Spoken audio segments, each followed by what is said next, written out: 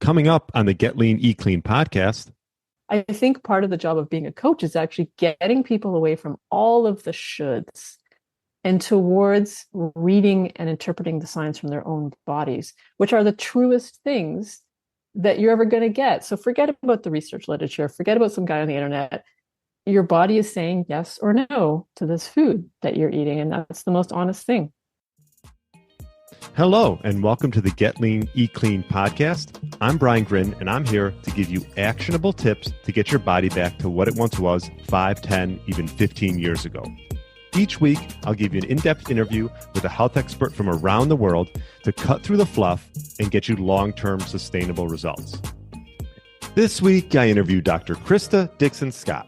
She was the director of curriculum at Precision Nutrition, one of the largest and most respected private nutrition coaching and education companies in the world. She's the author of several books, including Why Me Want Eat, and the co-author of the Essentials of Nutrition Coaching for Health, Fitness, and Sports textbook. She currently is the product director at Simple, a nutrition app with global reach responsible for designing evidence-based nutrition and health behavior changes. We discussed how to thrive through listening to your body, along with Dr. Scott's eating routine, how to establish a baseline for calories, her principles of a healthy diet, the importance of circadian rhythm eating, and her one tip to get your body back to what it once was. Really enjoyed my interview with Dr. Scott. I know you will too. Thanks so much for listening and enjoy the show. All right, welcome to the Get Lean, Eat Clean podcast. My name is Brian Grin, and I have Krista Scott-Dixon on. Welcome to the show. Thank you so much. I should say Dr. Krista Scott-Dixon. But just to be clear, not a medical doctor. I cannot do your open heart surgery, just to head off any requests there. Yeah, you earned your doctorate in women's studies from York University, I see. Yeah, which is, I mean, it's funny because people always said that's a useless degree, but we just, given that I just helped co-author a textbook on menopause, and before that, a textbook on postpartum coaching, pregnancy and postpartum coaching, it really hasn't been all that useless, I will say. No, you hear women's studies, it sounds so broad. Is like, what does that entail? I'm just curious. Like, is that?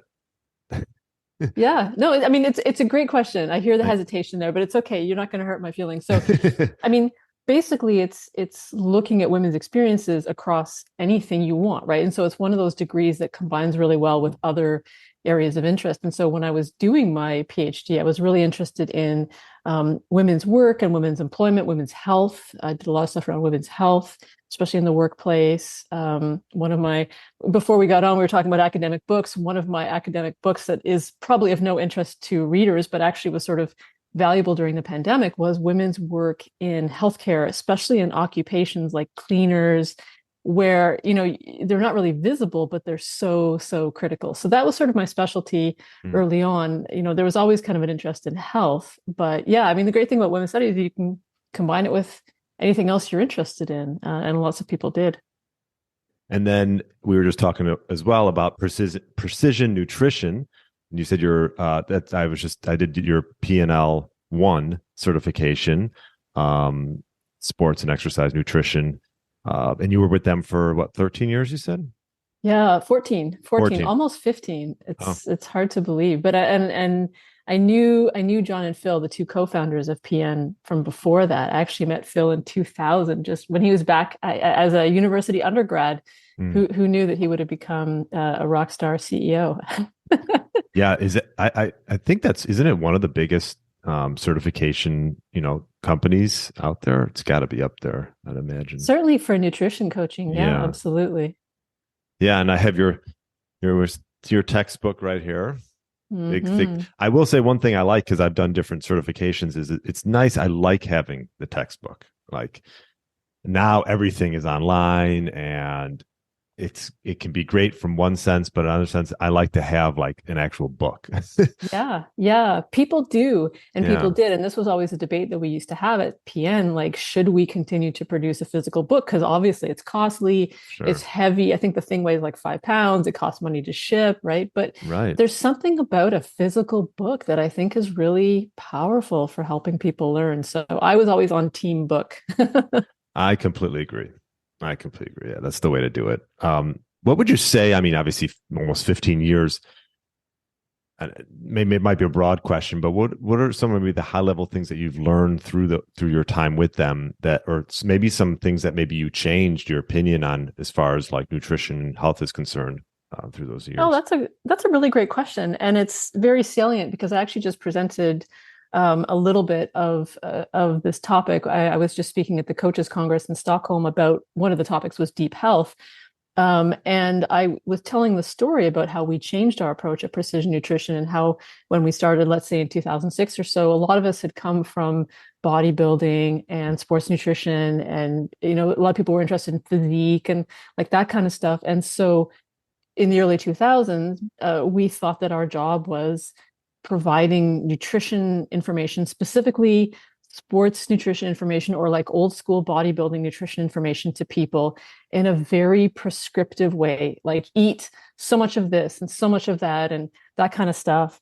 And over the years, we really came to realize after we saw literally tens of thousands of clients, and I mean, I've coached thousands just myself, like it's not about any of that. Like none of that is in any way helpful for actual people who are trying to just be healthy or get fit or get lean or get muscular or whatever it is they want to do Right. in their daily lives. And so we really shifted our focus a lot to thinking a lot more about behavior change and then this concept we call deep health, which is looking at people's whole lives. And I mean, I literally just posted something to Instagram yesterday, which was a chart that I used in my presentation, which was like, it's just a pie graph. It was like 90% Hmm. not about food, 10% about food. I saw that. And I mean, completely unscientific. I just sort of made up those numbers. But, by and large, I think the thing we really came to appreciate is people's habits, healthy behaviors, whatever, are so much about how they live their lives, whether that's their relationships, the environment they're in, their belief system, what they've learned, their emotions, their ability to self-regulate, like all of this stuff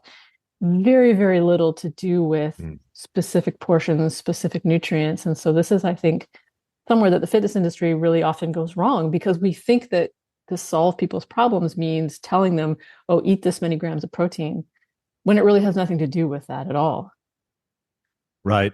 I do notice that a little bit because I coach a lot of like middle-aged men, and a lot of times people just want like a certain template to follow.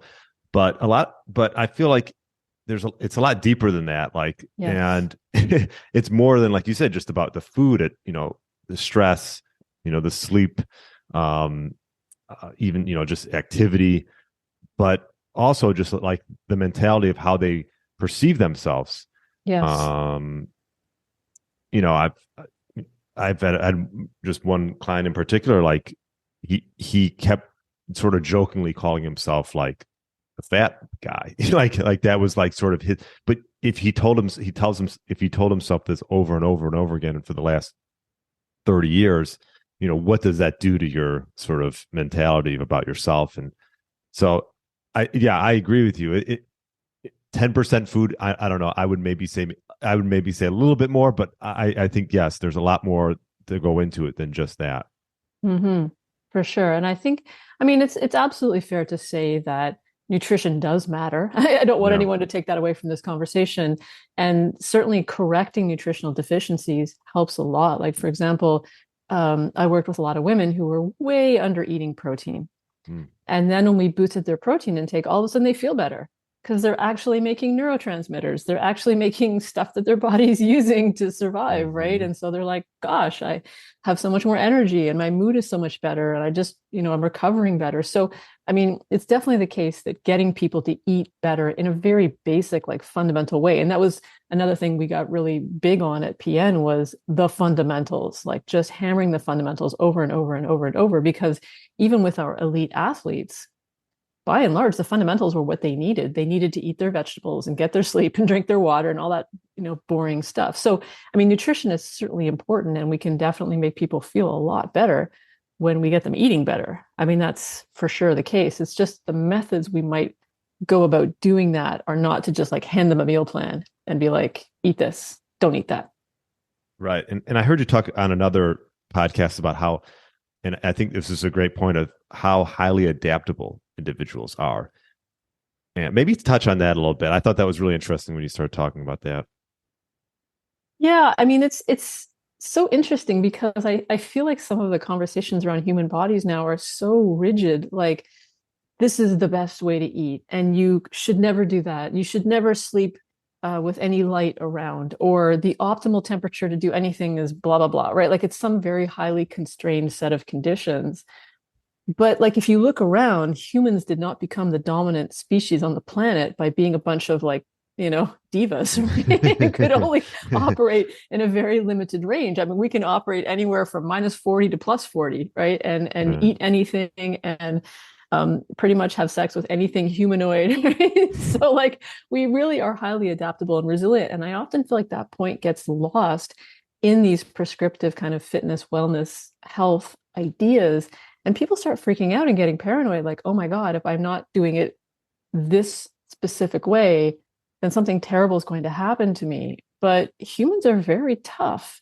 And again, it's not like I'm not arguing that it's okay to live on Pop Tarts and Jack Daniels for the rest of your life, but it really is remarkable how human beings do adapt and how resilient they are, and how our bodies can adapt really quite rapidly to changes in food and changes in environment and so on and so forth. So, I always want to root for the story of human resilience and human adaptability, which I think just isn't emphasized quite as much. I mean, yeah, there's rules of physiology, right?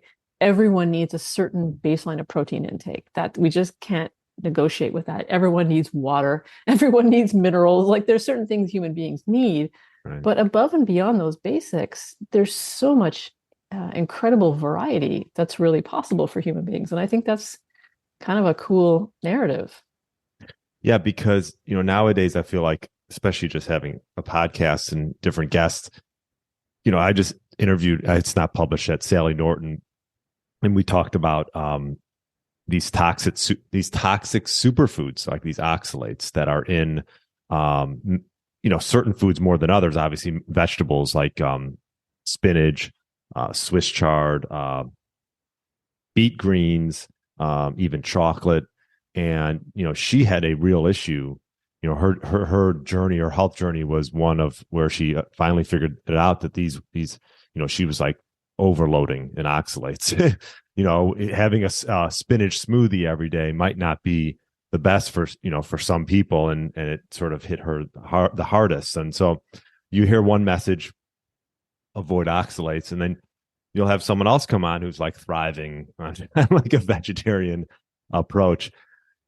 So I think it can be confusing for just individuals nowadays because there are so many options. It's almost like when you go to the store now, I sort of laugh about it. You can walk down like any aisle and there's 50 options for like nut butters. And it's like, what am I doing and what can I eat? So I don't know. What's your thought on that? And how did you try to portray that, obviously, through working with precision nutrition? Yeah, we always used to call ourselves diet agnostic.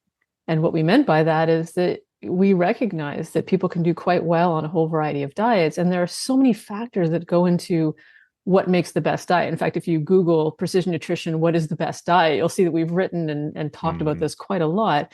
And so there's obviously physiological factors that go into food choices. So, for example, as I age, I've become less and less able to tolerate certain kinds of foods, right? My body's just like, nope, we're not doing that anymore. So, like, okay, I guess, part of my best diet is what I can actually tolerate. Right. But then there's also things like food preferences, religious and cultural beliefs and practices, what you can access, what you can afford, what's in season for you. Thinking about sustainability, like, should I reasonably expect that in Canada I'm getting mangoes in January? Like, is that realistic? Is that, is this costing the Yeah. ecosystem something to provide? So, there's so many factors that go into what is the best diet. And there's huge human variation too, right? And so we know that there are significant differences with particular ethnic populations in terms of like genetic, like lactase persistence is a good one, right? So the ability to digest dairy products as an adult. I just got back from Sweden, like I said, where everything was milk based. which, like, between milk and wheat, the two foods I can't do, right? Like Mm-hmm. Sweden's all about that. Right? So I'm like, oh my God, I'm going to starve to death here. But it's because they have a really high rate of lactase persistence genes in this population, right? Right. So, I mean, I think we want to kind of take it back to really simple things, which is just to say, how do you feel? How do you function? How do you perform? How do you recover? And get people kind of becoming experts of themselves, and not in the weird biohacking way, not in the way where they're like monitoring every drop of spit and pee and fluid, like whatever, right? Yeah. But just in like very basic ways. How am I feeling right now? How's my energy level? Is it sustained? Is it kind of a rise and a crash? Do I sleep well? Am I recovering well? Do I have, how much soreness do I have after training? Like all these kinds of things. And when you bring it down to these simple questions, a lot of the answers get really obvious to people. They're like, well, I'm supposed to be eating this, but it upsets my stomach. Okay. Right. Like, Yeah. Right. seems like a very obvious, problem to solve. So I think part of the job of being a coach is actually getting people away from all of the shoulds and towards reading and interpreting the signs from their own bodies, which are the truest things that you're ever going to get. So forget about the research literature, forget about some guy on the internet. Your body is saying yes or no to this food that you're eating. And that's the most honest thing. Right. Yeah, I completely agree. I mean, I talk a lot about like this self-experimentation. And I think a lot of times with the internet, like we want to just have the answer, but the answer is in yourself, really, right? Like the strongest evidence is your own experience that you've gone through. What type of, I guess, what type of experience do you have had on your own body, and like where are you at? I know you mentioned you don't tolerate lactose and wheat very well. Is that fair to say? Yeah, I mean, gosh, like so. I've been in this world since the early '90s, really, and so in that time, I've seen lots of things come and go. I mean, the keto diet's come around 2 or 3 times. Mm-hmm, mm-hmm. So I have tried all of the things because I'm very curious and I just want to see what happens with stuff. And Right. so, like, I have tried all of the things, and then aging is, of course, a monkey wrench in the mix, right? Just when you think you have your house of cards all stacked, aging Mm-hmm. comes along as like, nice habit you have there. Shame if something were to happen to it, right?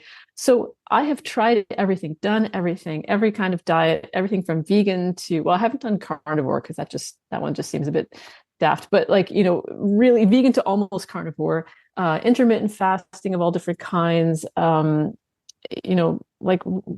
I don't know, prioritizing certain nutrients, high fat, low fat, high carb, low carb, like just everything. Yeah, I'm sure. Yeah. So yeah. And where have you landed now? I've landed into a very boring kind of place that I feel like is a very nutritionally sane place. I, try to eat plenty of lean protein, lots of fruits and vegetables, high fiber foods, whatever I can tolerate, the whole grains that I can manage, like wild rice, some fermented foods when I can get them. Although now I'm sensitive to like a lot of fermented like yeast and stuff like that. So yeah, like it's super boring. It's maybe you could call it an ancestral style diet, but now and again I eat a handful of jelly beans or I drink a glass of scotch. So, I've really arrived at this place of trying to be sane with things and not get too bent out of shape by any rules. I think that any real rules aside from don't eat things that are poisonous, that's a good rule, but like really having any rules about your eating, I've never seen that go to a good or useful place. So I think it's quite important for people to have a certain level of flexibility in their belief system. Like even when I was on the plane on the way home, finally I got to the point where it was like a long flight, right? And by the end they're serving me everything wheat, and I'm just like, you know what? I didn't pack enough food. I'm freaking hungry. I'm going to eat this wheat thing. Yeah. Right. So like, my body didn't love it, but I was able to survive a few hours longer. I didn't die of starvation in a few hours on a plane. Right. So like, it's really, I think, important to be flexible. But that's the place that I've arrived at, just thinking through like, what are the principles that we know make a healthy diet? Well, eating mindfully, eating slowly, eating the right amount of energy for my body's needs, eating adequate protein, healthy fats, fruits and vegetables, like that's pretty much it. Yeah, I mean, I always try to keep it simple. I think that one of the things I wanted to ask you about too was like, and it's been coming up a ton, is seed oils. And is that something that you guys wrote up with your past with precision nutrition? Is a lot of the seed oil consumption has just like gone off the charts, and especially if you go to restaurants, that's all they're cooking with, and they're obviously heating it, which doesn't help either. What are your thoughts? And it's almost like in every food that you buy on the shelf. Do you have Yeah, any thoughts? I mean, I think it's very tempting to demonize a single ingredient. Right. Trans fats, saturated fats, seed oil, salt, sugar, alcohol, like whatever, right? And we see that happening over and over and over. So either we demonize a single ingredient or a single food or a single type of food, or we declare a single ingredient food or type of food to be the next savior of all of us, right? The coconut oil miracle, the soy, like it's hemp, right? Like all of these, amazing superfoods. Like, so I think we get into a dangerous place when we look at one single factor in a complex system and make that the problem. The problem with whatever people are eating for fast food is the fact that they're eating foods that are like embedded in a system of poor quality nutrition, right? So getting hung up on the seed oils is like why don't we talk about the fact that like North America relies so much on heavily processed convenience and takeout foods, and a significant proportion of people cannot afford to consume other kinds of foods, or fast foods are often just an easy option for people who are can't afford a lot of money, want to take out the family for $20, are working shift work, and fast food's the only thing open at 3 a.m, right? So I think that to get uptight about a single food or ingredient is really a luxury. And moreover, it's not particularly correct. We have to kind of pull the camera back and look at the big picture and say, okay, what are the food systems that we're looking at? We're looking at a system of highly processed, cheapened food, of which seed oils are a component, sure. But so is sugar and salt and God knows what chemicals and all this kind of other stuff. So I really am very hesitant to demonize single ingredients in food. I like to look at the whole big picture and not, I don't like to make people afraid of food. I think that's, from a behavioral change perspective, it's really not a useful approach. People get more anxious about their food. So the people that really want to make changes now are anxious and paranoid in the supermarket. And the people that are just trying to survive, like it's not even going to register for them, right? So now you've lost an opportunity to help a whole group of people just eat better and feel better in a sane way. So like nobody's winning here, And you talked a little bit about undereating protein, and I'm curious because I think I see this quite a bit with a lot of women in particular and men. What are your guidelines around eating protein as far as for middle-aged women and men? And like you hear different 0.8 grams per pound of body weight, or like do you have certain things that you sort of go by? And then what about calories as well? What are your thoughts around calories and sort of like minimum requirements, you would say? Yeah, okay. Well, let's start with protein. I mean, one of the roles of a coach is to translate clinical suggestions or clinical recommendations into like real people things, right? So if I say to a client, listen, I'm going to need you to go ahead and eat 0.8 grams of protein per kilo of body weight, they're going to be like, what? Like, I don't even know what that means, right? And to teach a client to eat more protein, I like to start with the food and again, the pattern of their whole life. Let's look at a day of your eating. And let's look at like, what are the high protein foods that are included in your normal menu? Do you know what high protein foods are? Let's look at a list of foods that are high in protein, and you tell me which ones you like, that you know how to prepare, that you will eat regularly, that you can afford. Okay, cool. Let's look at how they show up in your menu. And then let's ask, could you be eating, in most cases, a little bit more at a lot of your meals? Like, for example, for breakfast, I see you had a muffin. Well, there's no protein there. Is there something that you would be willing to add there? Cottage cheese, an egg, whatever. So that's kind of the place I start with. I really would not be calculating highly specific amounts of protein for anyone except someone whose job it was to make a living off their body, right? So like a pro athlete who has very specific protein needs, that's when we get down to business with the calculator and start like being much more prescriptive. But for a regular person, I never talk in numbers. If we talk about portion sizing, we use the hand size portion guide. So it's like, okay, fist of vegetables, palm of protein. And in a lot of people's cases, it's like, could you just have 2 bites more protein? Right. Mm-hmm. So most people do not need a level of precision in their lives. They need you to look at their menu and their patterns and to say, okay, could we make small adjustments here? What are you willing to do here? And do you even know what protein is? And could we get you shopping for protein? Like there's all these kind of logistical elements in there too. Now, in terms of what people need, we do know that women generally eat less protein than they need. And as we age, we are less able to digest protein, which means we actually need more protein as we age. So if you have an older client, you might be kind of pushing that a little bit more and making, kind of doubling down on helping them revise their menu so that they are getting more protein. Maybe you're looking at protein shakes because, a lot of older people are like, I don't feel like cooking, I live alone, or things are hard to chew. Like there's all these other factors in the mix, right? So that's where I come down on that. And so like in the back of my mind, I'm sort of looking at it like doing a kind of a on the napkin calculation of, is this person getting enough? But for most people, there doesn't need to be a high level of precision, to be honest. I know that's probably like blasphemous to all the nutritionists listening, but it's really, in real people terms, I think we just want to get most people eating a little bit more lean protein. Like that's our job. And doing it consistently. Yeah.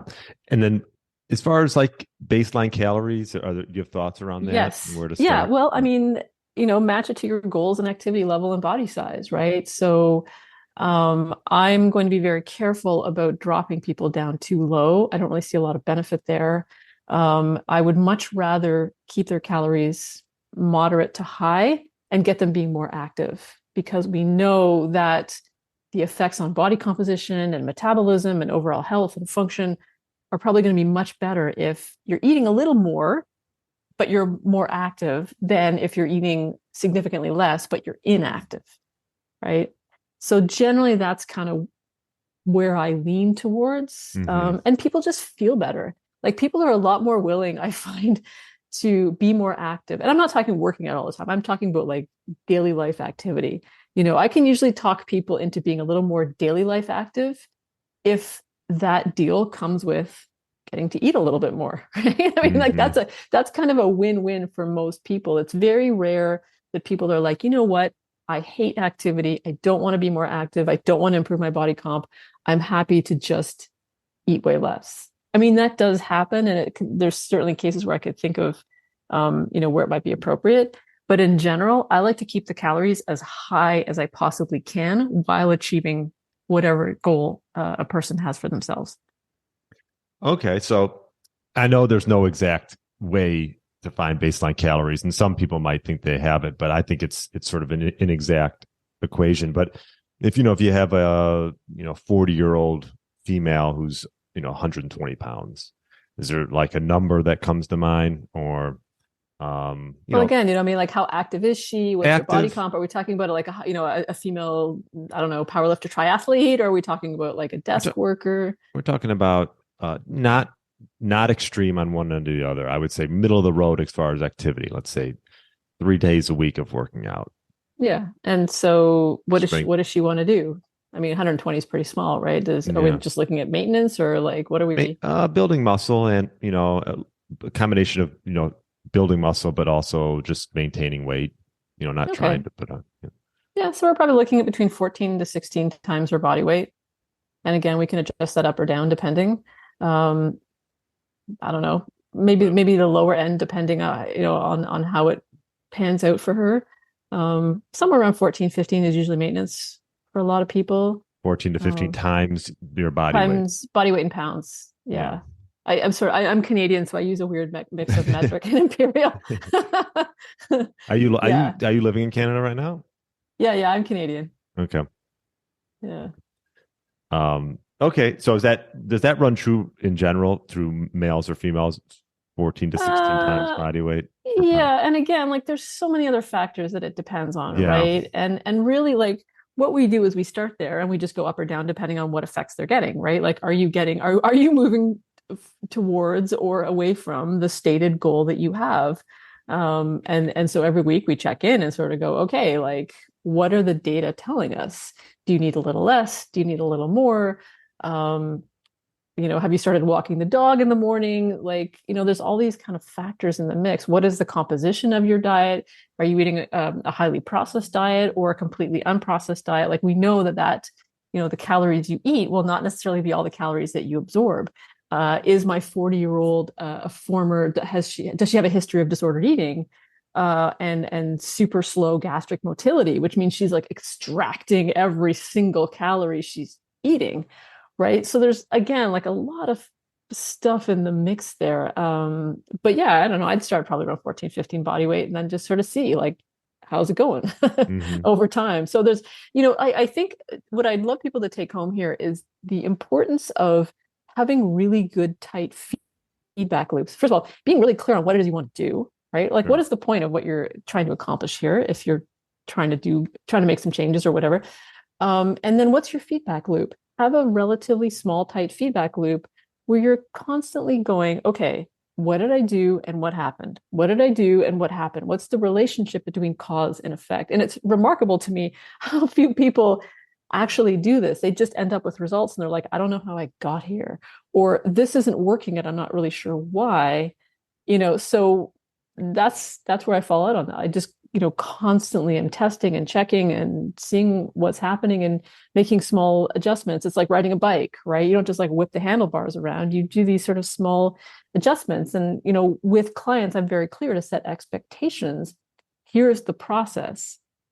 I don't know how much of anything you need. I don't know how your body's going to react to anything I give you. We're starting with a very blank slate. I have some working hypotheses. They may be utter garbage, but we'll test it and see how it goes. And over a period of weeks and months, we'll figure it out together. And I think, most people are kind of open to that. Do you have any like hard and fast rules? I know you talked about protein, you talked about, hydration a little bit. There's anything else like eating window wise or any sort of hard and fast things that you'd like to recommend? Hard and fast, but I do have some principles. One of them is for most people, eating slowly is the best option. Helps your digestion adapt. Like it's remarkable how many cases of heartburn have been magically solved by eating slowly. But I think, eating slowly is also important for appetite regulation. People are shocked at how readily their body regulates their food intake when they just slow down and pay attention.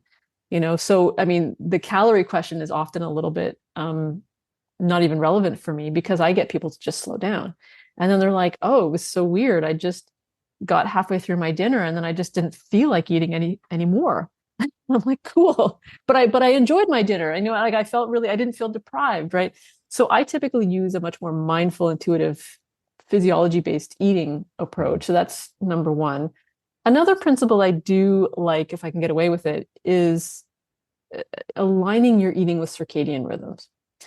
And there is evidence, and there has been for, maybe 20 years, that circadian rhythm plays a role in regulating metabolism, in, affecting nutrient partitioning and this kind of stuff, such that the data suggest that even if you eat the same amount of calories, if you eat them at different times, it does seem to have different effects on body composition. So, for what it's worth.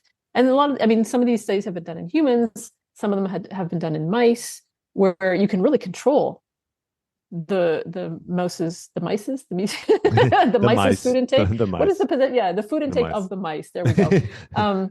You can really control it in a way that you can't control it in humans. And under isoenergetic conditions, the mice that were eating in their normal activity period, which for them is night, seem to do better metabolically and in terms of their body composition.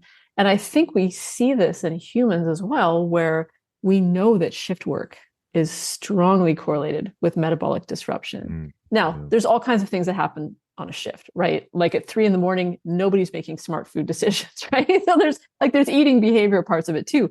But the research strongly points to the fact that there's a circadian component. So what seems to happen is when we put the bulk of people's energy intake earlier in the day, not only do they sleep better because they're not having a giant meal at night, they don't binge as much at night. By the time, they don't have the evening snackies as much, but it just seems to result in better body composition. So that's something I do try to get people leaning towards, but that's not a rule. Yeah, no, that's great. I mean, I interviewed Dr. Don Layman, and he's been studying protein for 30 plus years, and one of the things he mentioned was the results of some studies based on the fact that people had better results if that first meal of the day was like a higher protein meal, and they just set the day off that much. It was just they had more insulin sensitivity, but they I think just got better results and better body composition from that first meal being, instead of having those refined carbs first thing, which you see a lot with breakfast, right? Like muffins, bagels, donuts, things like that. Obviously, those aren't great at any time of the day, but I think most importantly, that first meal, setting it off right, can really sort of pave the way for, better metabolic flexibility and better composition. Yeah, for sure. And there's physiological reasons for that. And there's also behavioral reasons for that, right? So let's consider the average person's day. A lot of people might even be skipping breakfast, right? And then they have a cup of coffee. And then maybe they get around to something, maybe mid-morning, they eat a bagel, maybe, or they wait until lunch. And then by the time they get home for dinner, they're freaking starving. And so then, of course, in the evening, it's a snack fest and they feel unable to control their hunger, right? So that's partially physiological, but also behavioral. So putting stuff earlier in the morning also sort of flips that behavioral pattern where you get to have an opportunity to eat a lot of food. I mean, not a ton, but to feel like you had a good meal. But it also has these beautiful kind of consequences later on in the day where you get to the end of the day and you're like, I don't feel like I need to hit the snack cupboard. So, I mean, it's really I don't have great arguments in favor of eating a lot in the evening. I do see a lot of great arguments in terms of eating more, protein, healthy fats and fiber and slow digesting carbohydrates earlier in the day. That just seems to be a win for most people. So that's kind of how I come down on that. And trying it out, I would recommend, because actually I shifted mine a little bit the way I eat. I used to, fast quite a bit and save my meals towards the end of the day. I've added back in more of like a mid-morning meal. And I find that once I get to like my last meal, dinner, I just don't need as much. And, you can, stop your eating earlier and not have to, I always say you should give yourself probably at least 3 hours before bed. Have that last meal be done, at least 3 hours before bed. So, yeah. What about stress? Strategies like around mitigating stress? Is this something that you sort of have implemented yourself or with clients? Oh yeah. I mean, we wrote the whole sleep, stress, and recovery certification for precision nutrition, right? So I spent quite a lot of time thinking very deeply about stress. And I think one of the first things I would say is one of our jobs as coaches is simply helping our clients notice and attend to the existing level of stress that they have in their life, which for most people is crushing, right? And I know there's a lot of stuff around oh, stress is good for you and you don't always want to be too comfortable. But I think the level of chronic grinding discomfort and stress and pressure that the average person is living with in the industrialized world in 2023 is far above what most people realize. And so one of the first things I do with clients, if we're doing a stress thing, is sit down and do a stress inventory and look at all of the domains of life. Because I think that people are like, oh, well, my job is stressful, but then they forget about all these other elements of their life, right? Perhaps there's environmental stress, what's in your home? Is there noise? I think a lot of people don't they're not aware of their sensitivity to sensory input, temperature, noise, like disruption, chaos, all that kind of stuff. It just becomes like a white noise. And I think that in a way, a lot of neurodivergent people are like the sensor feelers, like they're like the canary in the coal mine saying, oh my God, this world is way too loud and jangly. And because they experience it so acutely, it's very obvious to them. But I think the rest of us are also affected by this in ways that we don't realize. So we kind of do a stress inventory in a very non-judgmental way and like look at all the domains of life. And I think one of the things that happens, for example, if we talk about intermittent fasting or kind of restrictive dieting, a lot of people in the fitness industry or who want to be fit and healthy and well have this existing load of stress in their lives, work, family, school, commuting, aging parents, whatever. Then on top of that, they stack significant nutritional changes, such as intermittent fasting. And their body is just like, no, this is not a good plan, right? Because, for stress to really make us better, it has to be like, I think a lot of people forget the intermittent part of intermittent fasting, right? Or any other stressor, right? So to make us good, a stress has to be intermittent and acute and short-lived, and we have to be able to return to baseline afterwards, rather than just having it be this like white noise of our lives. So on the plus side, though, I think the opportunity there is once you bring a lot of that stuff to your clients' awareness, they start to think about like, oh, I would actually probably feel a lot better if I just made some small changes. Like I've been talking to a lot of middle-aged women lately, writing this menopause textbook about sleep. And of course, they're all like, oh my God, my sleep is terrible, blah, blah, blah. It's got to be hormones. And I'm like, okay, on the one hand, I agree with you. On the other hand, walk me through what happens before you go to bed. Well, I fight with my teenager. I fight with my partner. I answer late night emails. And then I watch murder mysteries on, things about serial killers on Netflix, right? So it's like, maybe we could adjust some of these negotiable stressors in your life so that, you do get feeling better, or at the very least, not impose additional stress. So I just think that the cumulative load of stress in 2023 is far and above what most people realize it is. Most people, I don't think, realize how freaking stressed out they are all the time. Yeah, I've had a few individuals on my podcast from sort of the bioenergetic viewpoint. I don't know if you're so familiar. Dr. Ray Peat, who recently passed away, but he was a big researcher and led OG Ray Peat. Okay, yeah, I figured you might know who he is. So this like pro-metabolic, where trying to get, instead of slowing things down, and their viewpoint, obviously, things like fasting done. If you overdo something like that, obviously these are stressors. If you overdone exercise and fasting and like calorie restriction.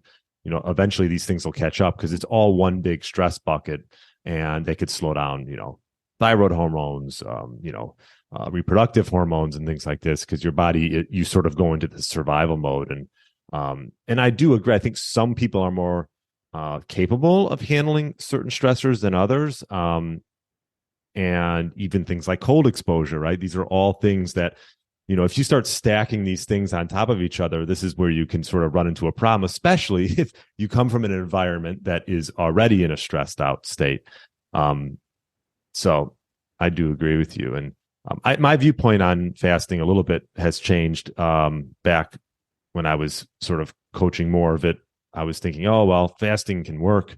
But like you said, it can work for some people to some degree. And I think it's a great way to just build boundaries around your day.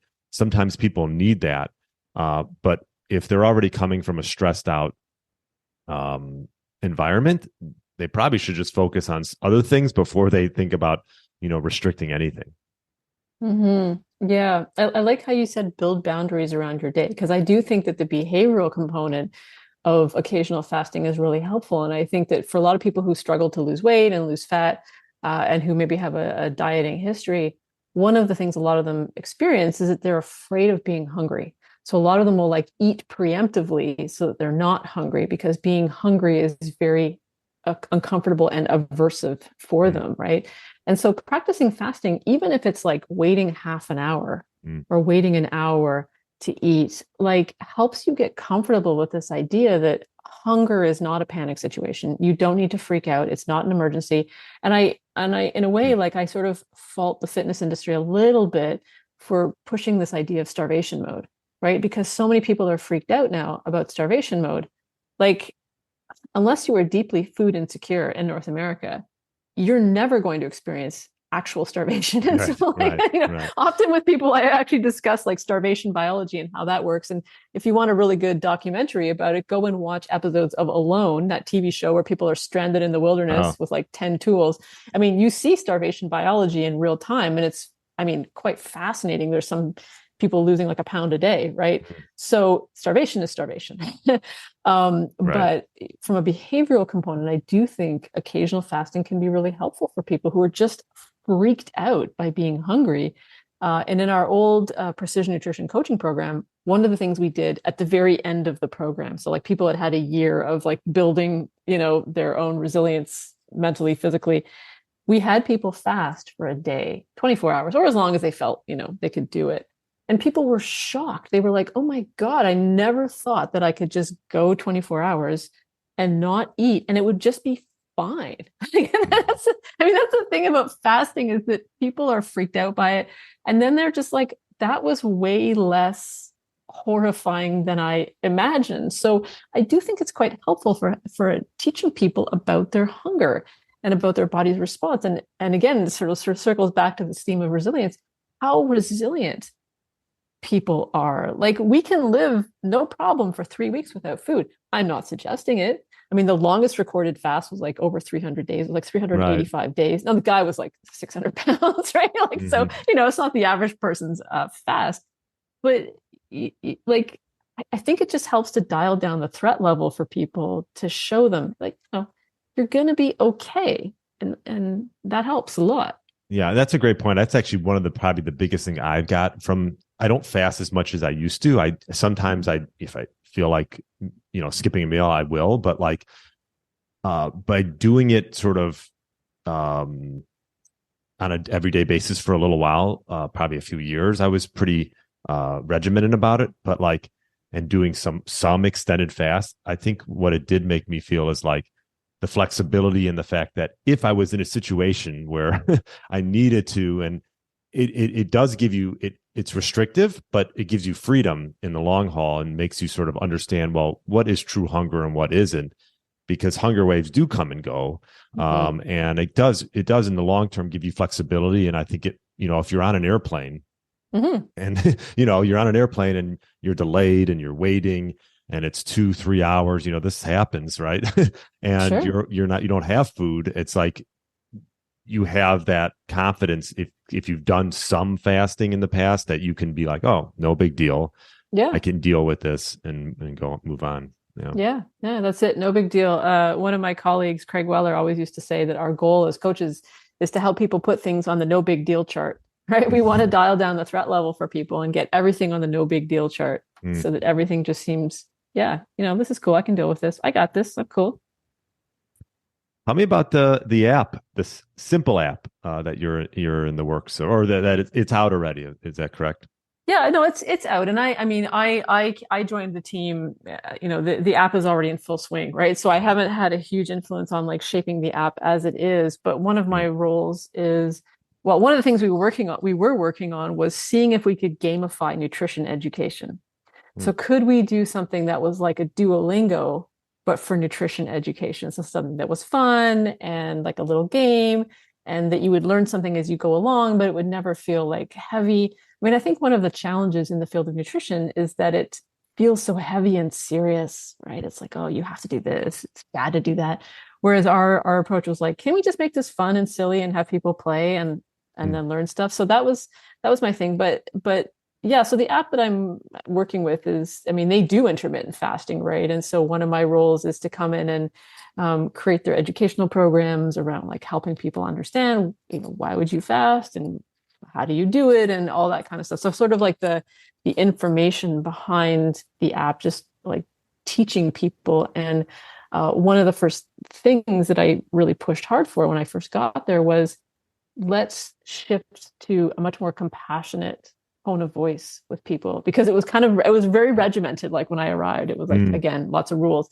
And I was like, like coming from the behavioral perspective, people need compassion, and our audience are people who probably have been trying to lose weight, for a long time and have met with some level of frustration. And so, like, we need to take a much more kinder, gentler, more compassionate, less rigid approach. So hopefully that's the contribution that I'm making at this app. We'll see. And you do have a book, Why Me Want to Eat. I was like, I read it. I'm like, okay, maybe just what's the sort of the background behind this book? Yeah, so this book grew out of all the research and training I'd been doing on treating eating disorders. And basically, the literature on disordered eating falls into two categories. One is highly clinical, very dry, not interesting or useful to the average person. It's meant for clinicians, right? And then the other line of literature is like typically people's like personal stories, right? And a lot of the narrative is like, I was a hot mess and I fixed myself, and here's how, right? Not to be pejorative, but like, and so I couldn't really find anything useful in either of those in terms of really helping clients. Like I wanted something to refer clients to that was evidence-based and kind of reflected the most useful approach for treating and counseling disordered eating, but it wasn't dry and boring and clinical. So I came up with this book, which is like a workbook. It's full of swear words, and it translates the best practices in clinical literature into everyday stuff that is playful, and again, lots of curse words, and is very relatable for people, and they kind of have some laughs and some fun and some crying. So that's the goal of it, and so far it seems to be quite successful. People really seem to like the approach. Yeah, and that was back in 2017. Yeah, it's been a while. Goes fast, doesn't it? It sure does. Well, we did lose those 2-3 years to that global pandemic thing, so that was all like a blur. Very true. Yes. Okay, so that I'll definitely leave links in the show notes for that. What one question I ask all my guests towards the end is, what one tip would you give, male, female? I know this is going to be very broad, but maybe maybe we can touch on one little thing they could do to help sort of get their bodies back to what it once was, maybe 5, 10, 15 years ago. What one tip would you give that individual? Well, I think the first thing I would say is, on some level, we do have to accept the passage of time, right? And I think actually a lot of clients really grapple with this. If I'm working with a client who's 45, maybe they were an athlete in their 20s and they're remembering like, oh, I used to do this, I used to do that. And there's actually like a lot of grief and loss and, distress around, it used to be like this in my body, and now it no longer is that way. And I'm pretty freaked out by that. And I miss that. So, with clients, I think one of the first pieces is helping them identify what is negotiable and what's not. So if you're 50, you're 50, like that recovery capacity that you had when you were 20 and just basically made out of like rubber and boingy, springy, elastic stuff, that's not coming back. So you have to play the game differently. So helping them identify what you can achieve. So yes, you can absolutely set ambitious strength goals, ambitious performance goals, but these have to be goals that are relative to the body that you are living in right now. So yes, you can absolutely get in amazing shape. You can adopt all kinds of health promoting habits. You can, burn your life down and start again if you want, right? In terms of your behaviors, you can start doing any self-care, any health, any performance behavior you want. That is completely available to you. You will likely see benefits from doing that. At the same time, we also help you understand what is possible in the body that you are in. Whether it's like you have old injuries, whether your recovery ability is compromised, whether you're going through menopause, whether you've had 3 children and your pelvic health is not what it used to be, so it's kind of like a double lens approach, right? We want to create optimism and say like, there's so much possibility. Like we just had the marathon in Vancouver on yesterday, I guess, and it runs right past my house, right? And there were some pretty old people, and I mean, not in a judgy way, but like there were some pretty old people busting it past my house. Like they had to be in their 80s. It was just amazing, right? Same thing in Sweden. I don't know, like old Swedish people are supposed to be like, as you know, the 80-year-old Swede is as healthy as like a 20-year-old American or something like that, right? You know, so like this all is available to you, and it's all possibly, hey, you want to take up a new sport? Go for it, right? That's there for you. And let's be optimistic about what all your possibilities are. At the same time, let's play the game with the body that you have right now. Right. So for example, let's say that you're living in a 50-year-old body, right? We're going to weight a lot of your workout more towards warm-up, mobility, getting those tissues ready to accept loading. Like when I was in my 20s, I used to just run into the gym, squat heavy with no warm-ups. Like warm-ups are for suckers. I don't need warm-ups, right? Now I'm like 80% of my time is warm. I hear you. You know, like we have to play the game with the body that we have, while also at the same time feeling optimistic and identifying the opportunities. So that's kind of how I would say that. And I feel like phrases like the best shape of your life, I hesitate to use that, because it's like the stage of your life that you're in is the stage of your life that you're in. And the person that you are, the person I am at 49 is not the person I was at 29. And I think that's a good thing, right? So I don't want people to feel like, oh, we're trying to get some kind of youth back. We are more accepting the reality of what is right now, while helping you do all of the things you can possibly do to, you know, live your best life, whatever that looks like to you. But if we deny the reality of aging and mortality and the fact that we're all going to die and it's not going to be pretty, I kind of feel like we do people a disservice in a way. You know, sometimes, you know, facing their own mortality actually puts a fire under people's butts a little bit, right? When you're in the second half of life, you're like, whoo, I don't have a lot of time left. I gotta take a running or whatever it is I wanted to do, hang gliding. The time is now. Yeah. Creates emergency, right? Yeah. And it's never too late either. You know, I've seen people. It really never is. Yeah. I mean, you start later in life, but, you know, you have knowledge, you have wisdom, and yeah, your body's not like it was in the 20s, but like you said, if you do it the right way, you can get results. You can build muscle when you're in your 70s. I mean, there's absolutely. You just have to get more crafty. That's what it is. When you're younger, you have to get more crafty and wise and strategic. Like you have to think more about leverage and life judo. Yeah. Excellent. Well, this was great, Krista. Is there a website? I know we talked a little bit about, and you have the simple app. Stumptious.com.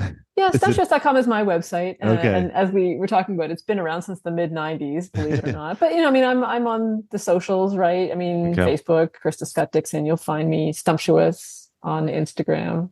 Okay. And we'll put a link to your book as well. I appreciate you coming on, and I'm starstruck. You know, you one of my first nutrition books. You're on there, Precision Nutrition. So they got some great certifications, and like we said, so if you're looking to get some certifications, check them out, because they do give you nice books that you can always refer back to, as opposed to just, you know, watching videos all day long. So I appreciate that. Well, thank you, Krista, and have a great rest of your day. Thank you so much.